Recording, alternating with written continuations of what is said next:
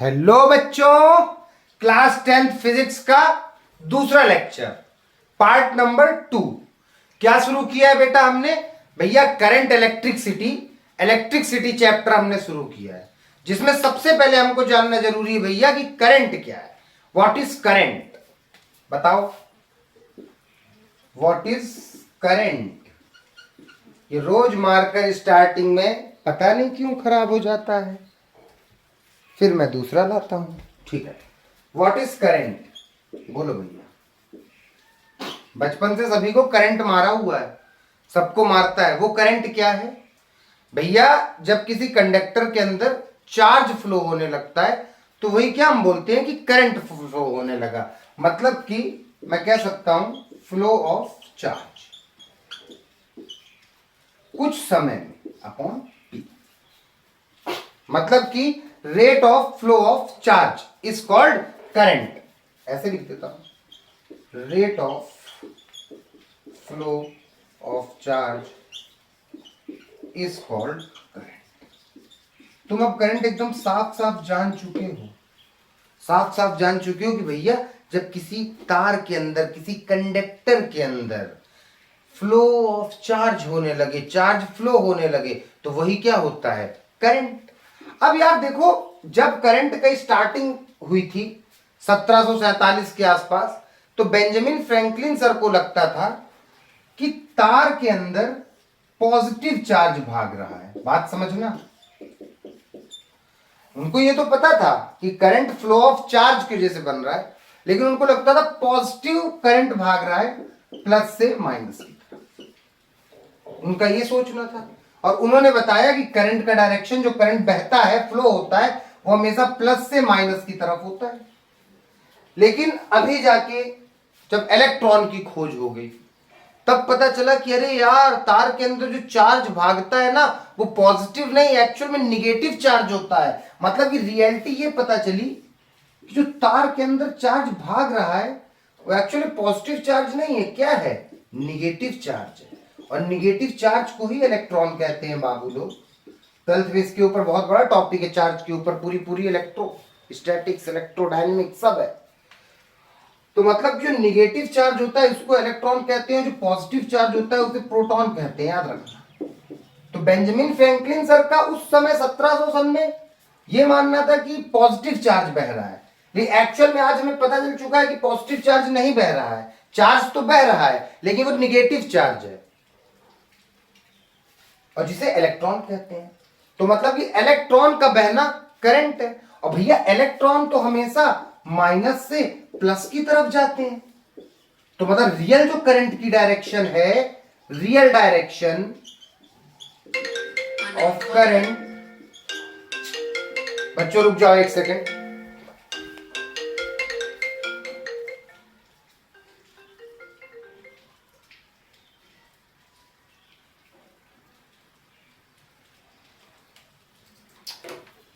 Sorry यार, आ गया, ठीक है। रियल डायरेक्शन ऑफ करंट की अगर मैं बात करूं तो हमेशा निगेटिव से पॉजिटिव, ये बात एकदम क्लियर है। लेकिन यार डायरेक्शन तो इनने ये दी थी। अब क्वेश्चन आता है कि आज कौन सी डायरेक्शन मानी जा रही है? तो बेटा आज भी यही डायरेक्शन मानी जा रही है। अरे बाप रे सर, क्यों? हमें रियलिटी तो पता चल गई ना कि पॉजिटिव चार्ज नहीं, निगेटिव चार्ज बह रहे हैं, तो फिर डायरेक्शन ये क्यों मान रहे हो? क्योंकि इसी डायरेक्शन को लेके 200-300 साल में पूरी इलेक्ट्रिकल इंजीनियरिंग, पूरा इलेक्ट्रिकल सिस्टम, जितनी भी चीजें बनी वो यही डायरेक्शन लेके बनाई गई। क्या तुम इसे मान के सब बदलोगे? इसलिए कहते हैं कन्वेंशनली, कन्वेंशन है, कन्वेंशन डायरेक्शन है।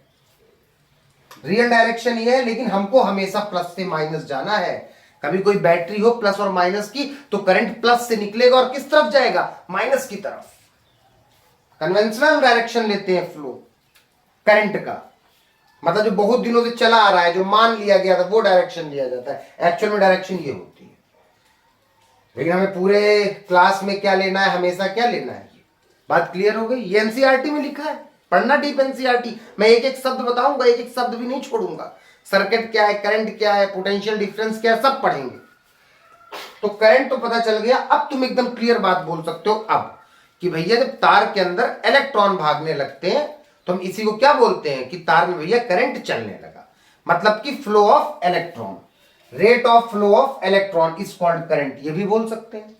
ठीक है, लेकिन जिस समय करंट बना था उस समय इलेक्ट्रॉन शब्द नहीं था, तो शब्द क्या लिया गया था, चार्ज, तो इसलिए सबसे सही डेफिनेशन ये होती है। मैंने और क्या बात बताई थी करंट की, कि भैया करंट का सिंबल क्या होता है, फिजिक्स में हम करंट को कैसे लिखेंगे, हर बार करंट करंट थोड़ी ना लिखेंगे, तो भैया सिंबल क्या होता है, आई, सिंबल क्या होता है, आई। और देखो कितना चार्ज बहा कितने समय, आई बराबर क्यू बटे टी, जहां पे क्यू क्या होता है बाबू, चार्ज। आज की बात याद रखना, फिजिक्स में जहां पे भी क्यू लिखा है वही चार्ज है, और टी क्या है भैया, समय, टाइम, और आई क्या है भैया, करंट। करंट का formula I equal to Q upon T. ठीक है, समझे। अगर मैं बात करता हूं सबके एसआई यूनिट की, कि भैया करंट की एसआई यूनिट क्या है, करंट को किस में नापा जाएगा। अब मैं ये थोड़ी ना बोलूंगा कि किसी तार में 2 kg करंट चल रहा है, क्योंकि केजी तो एसआई यूनिट मास की है। तो हम क्या बोलेंगे, किसी तार में 2 एम्पियर करंट चल रहा है, तो करंट को नापने की जो यूनिट है वो क्या है, एम्पियर। चार्ज को किस में नापा जाता है, कूलाम में। ये थोड़ी ना बोलूंगा 5 किलो चार्ज रखा है, 5 kg चार्ज रखा है, मैं बोलूंगा 5 कूलाम चार्ज रखा है। तो चार्ज को किस में नापते हैं, कूलाम में, सिंबल है बाबू सी, और टाइम तुम्हें पता है किस में नापा जाता है, एसआई यूनिट क्या है, सेकंड, सिंबल है एस। क्लियर, करंट की बात क्लियर, और ये कन्वेंशन डायरेक्शन की बात क्लियर एकदम। ठीक, चलो जिसे छापना है छापो, आगे बढ़ते हैं। कुछ न्यूमेरिकल, कुछ एनसीईआरटी के सवाल। एनसीईआरटी की तो एक भी बात नहीं छोड़ना, जो एनसीईआरटी के ब्लू क्वेश्चन है ना बेटा, बड़े इंपॉर्टेंट होते हैं, वो आते भी हैं। तो अब जैसे कि करंट की और कुछ बातें बताऊं, करंट को जो नापती है वो कौन सी डिवाइस है। अगर मुझे जानना है कि सर्किट में कितना करंट है, तो मैं कैसे जानूंगा, डिवाइस का नाम होता है एमीटर। क्या होता है, एमीटर। याद रखना, करंट को नापने वाली डिवाइस का नाम होता है अमीटर। देखा होगा ना तुमने, लेके इतना बड़ा पीला सा रहता है जो करंट नापा करता है। अरे तुम तो स्टूडेंट हो, इलेक्ट्रीशियन के पास रहता है मीटर, हमेशा रहता है करंट नापने के लिए कितना करंट चल रहा है। अब अगर कभी लिख के आए माइक्रो एम्पियर, मतलब माइक्रो का मतलब होता है बेटा 10 की पावर -6।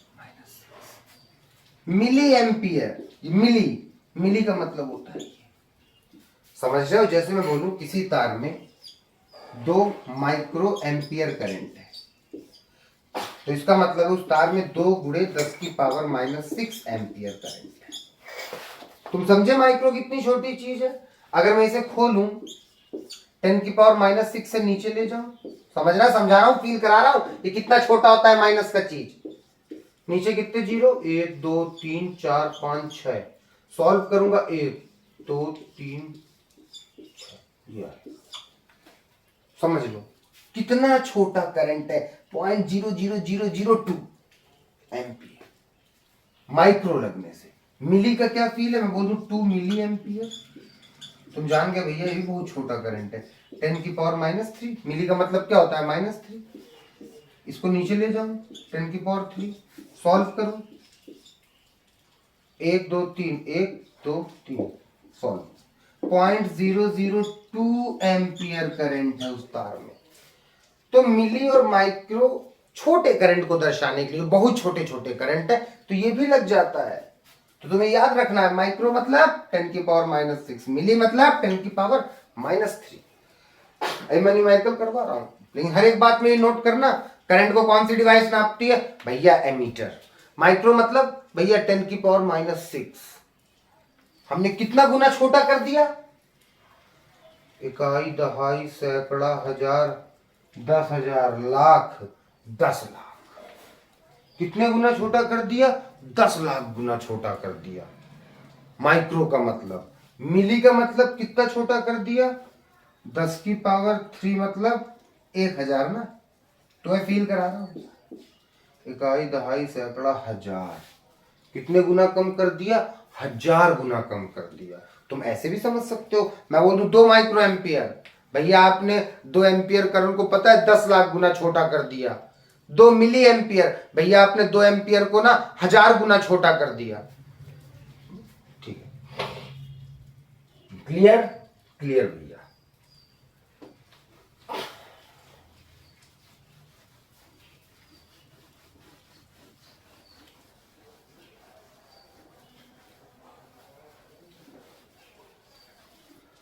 अब देखो बेटा, एक बात बड़ी इंपॉर्टेंट आती है, बोलते हैं, एक मैंने बुक में देखा कि एम्पियर को क्या लिख सकते हैं, और एम्पियर को और क्या लिख सकते हैं, ये मल्टीपल चॉइस में कई बार क्वेश्चन पूछा गया है। तो देखो मैं समझाता हूं। आई इक्वल टू क्या होता है, क्यू बाई टी। आओ, क्यू की एसआई यूनिट क्या होती है, क्यू क्या है, चार्ज है ना, इसकी एसआई यूनिट क्या होती है, कूलाम। टाइम की एसआई यूनिट क्या होती है, सेकेंड। और आई की क्या होती है, एम्पियर। एम्पियर बराबर कूलाम बटे सेकेंड, कूलाम बटे सेकेंड, कूलाम पर सेकेंड को ही हम एम्पियर कहते हैं।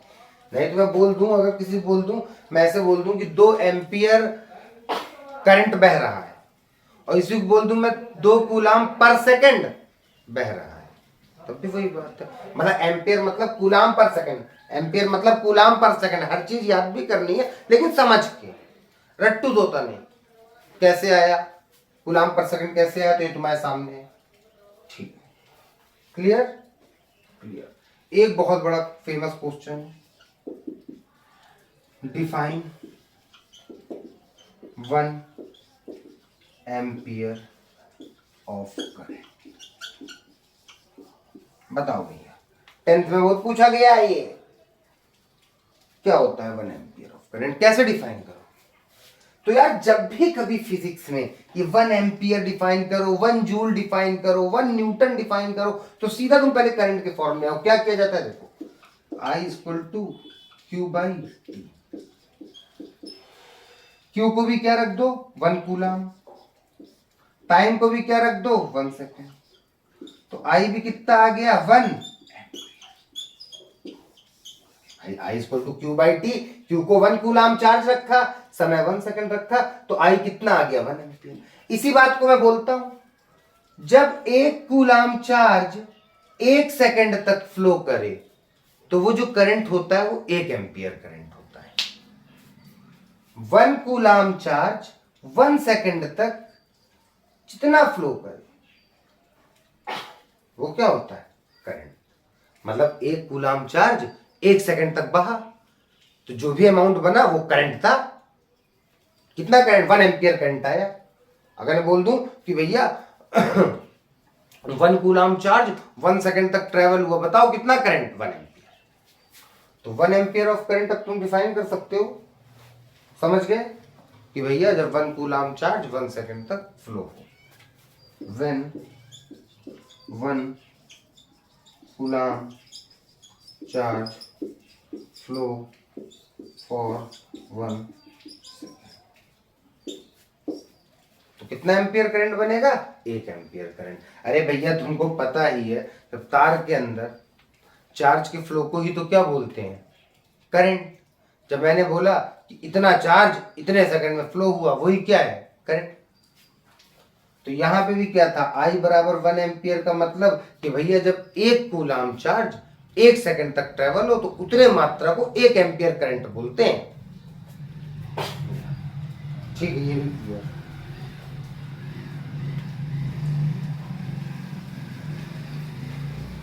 अब और बातें